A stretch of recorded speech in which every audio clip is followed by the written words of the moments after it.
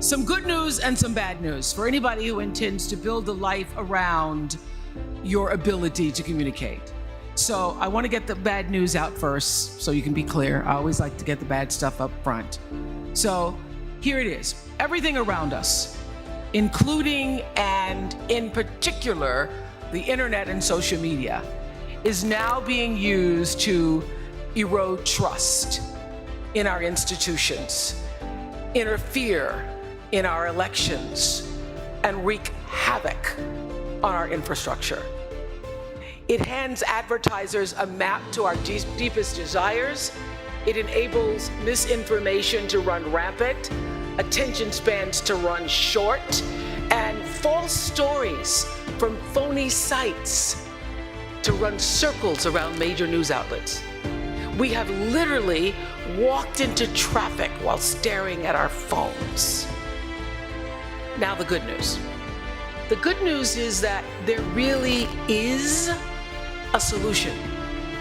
And the solution is each and every one of you, because you will become the new editorial gatekeepers, an ambitious army of truth seekers who will arm yourselves with the intelligence, with the insight, and the facts necessary to strike down deceit. You're in a position to keep all of those who now disparage real news. You all are the ones who are going to keep those people in check, because you can push back and you can answer false narratives with real information, and you can set the record straight. And you also have the ability and the power to give voice, as Dean Bay was saying, to people who desperately now need to tell their stories and have their stories told. And this is what I do know for sure, because I've been doing it a long time. If you can capture the humanity of people, if you can just capture the humanity of the people, of the stories that you're telling, you then get that much closer to your own humanity. And you can confront your bias, and you can build your credibility and hone your instincts and compound your compassion. You can use your gifts, that's what you're really here to do, to illuminate the darkness in our world. So this is what I also know, that this moment in time, this is your time to rise.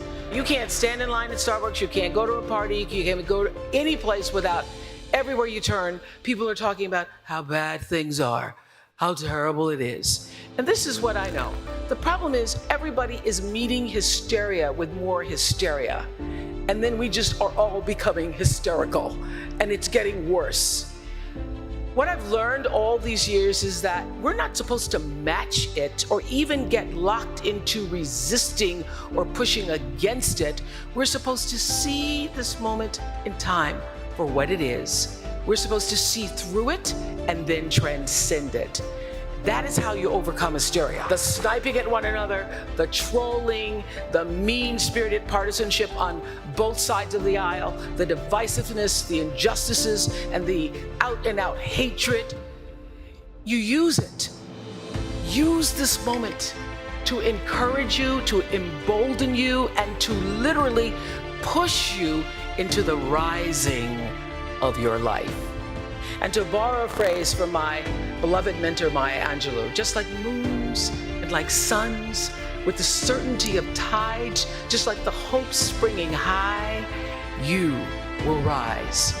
So your job now, let me tell you, is to take everything you've learned here and use what you've learned to challenge the left, to challenge the right, and the center.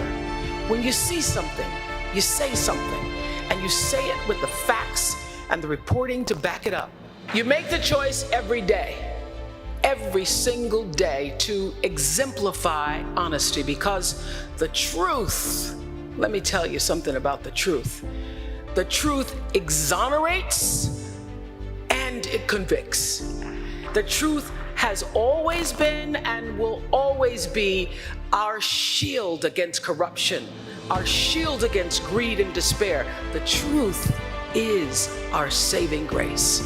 And not only are you here, USC Annenberg, to tell it, to write it, to proclaim it, to speak it, but to be it.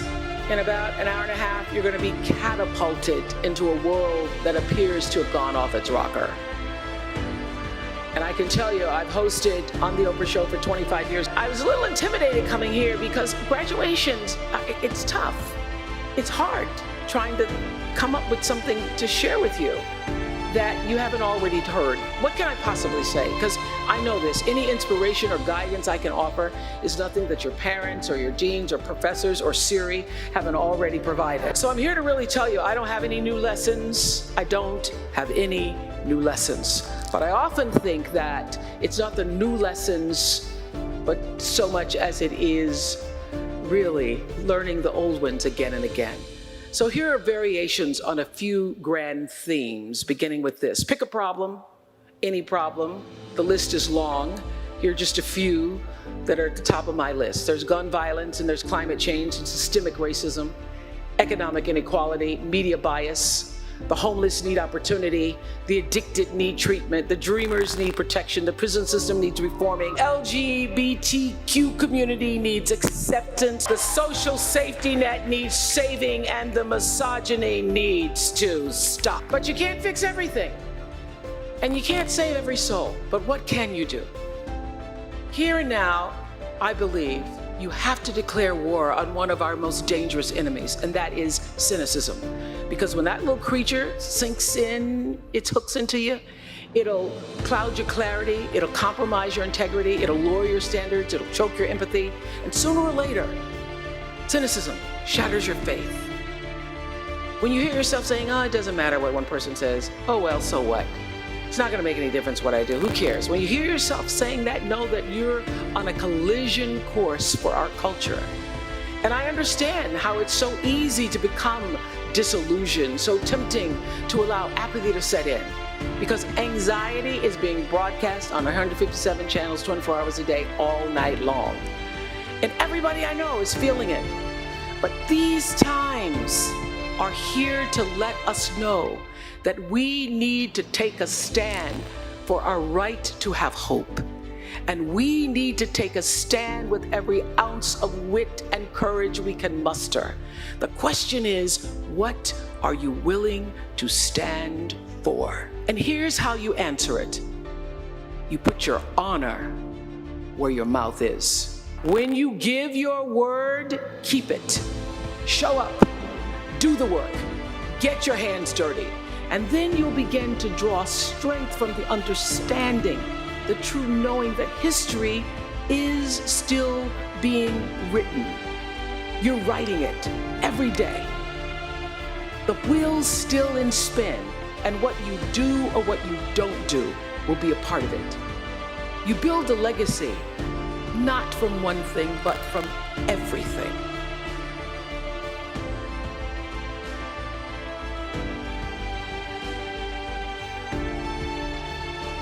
If you're looking to start a new side hustle or even a new business, check out the link in the description below.